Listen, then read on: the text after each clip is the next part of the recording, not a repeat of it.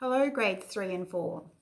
Welcome to Ms McLennan's YouTube channel, and this is my very first lesson, so bear with me. It's a bit new for me, as it's probably a bit new for you having lessons online. So if you looked at your first home learning schedule, you would see that we were looking at two Australian artists. The first one is an Indigenous artist, Wilfred Naruridge, and he did the Barramundi.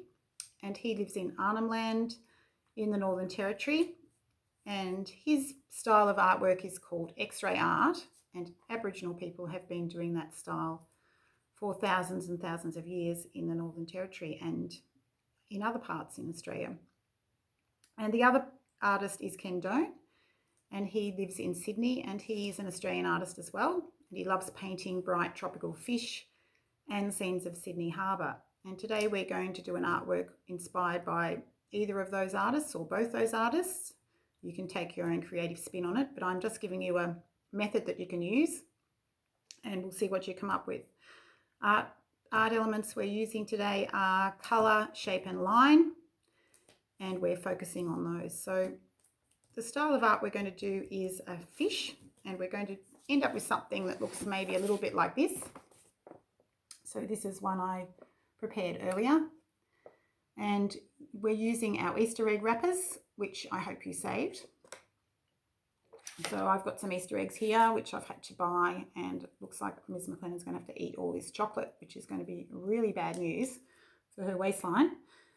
And you can very carefully peel them off and get some of these nice wrappers. So what we're going to do is look at doing a different colour for each section. So that's one I started before. So drawing your fish in the middle, and to draw your fish you can pencil it first if you like, and then just draw a nice big fish, so not too small, because I know lots of you like to do things that are way too small. Nice big fish in the middle and section it off. And it doesn't have to be very fancy. It's up to you how fancy you make it. And like that. And then your stained glass lines coming out from there. So stained glass is used a lot in churches, and you also see it in old buildings in Bendigo as well. Some of our really old Victorian houses and Edwardian houses in Bendigo have beautiful stained glass. So I've sectioned that off into some simple sections. Don't make the sections too small, it'll make it too hard. And here's some that were done by other kids, not a fish but other images. And that's where I got my inspiration from for this lesson. So in each section you need to put some foil on. So I'll just do a couple. So maybe, and you can tear the foil or you can cut it, or you can do both. So try and just get approximately the right size and then put it on, and then if it's too long or whatever you can cut it. So I'm using a glue stick, or if you've got PVA that's even better, or craft glue even better, and stick your section on. And you can even just move the foil around a bit because it's pliable to sort of cover in the sections. And even if you get some little gaps, you can cover them up with some coloured foil later on, or you can even use your black texture and fill it in at the end to make your lead light, because it's called lead in between the glass areas when you make lead stained glass windows. So I actually just sort of filled those areas in a bit because I had a few gaps. And then you could use another colour. I might use some of this red from an Easter egg I ate earlier.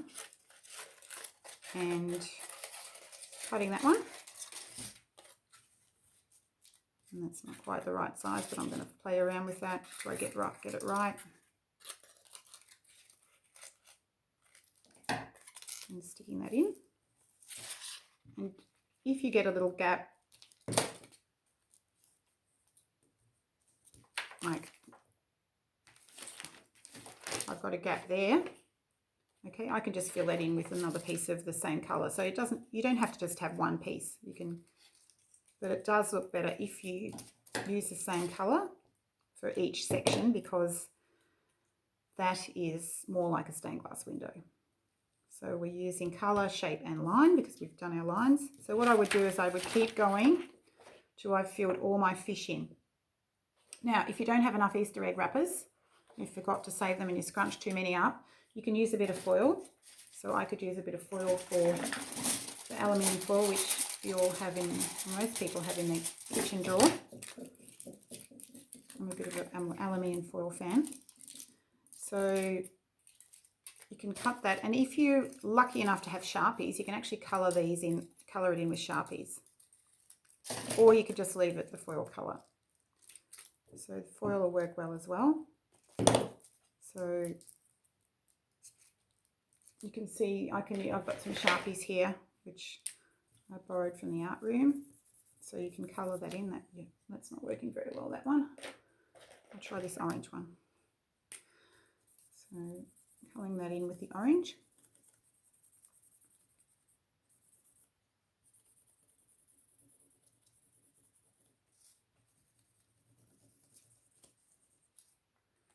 And you can see I can keep going with that. So what I want you guys to do is do your whole fish, and if you are very enthusiastic, you could even do these sections around it with foil from your Easter eggs. If not, just colour those in with texture or pencil. So here's the one I did before. I did this one yesterday. So I did most of mine with foil and I coloured it with Sharpies, except that you can see I used some Easter egg wrapper up there for the background C. But all that was just done with aluminium foil and coloured in with Sharpies. So that was the one I did. So have fun and have a go at doing that. And if you like, you can send an email picture of it for me.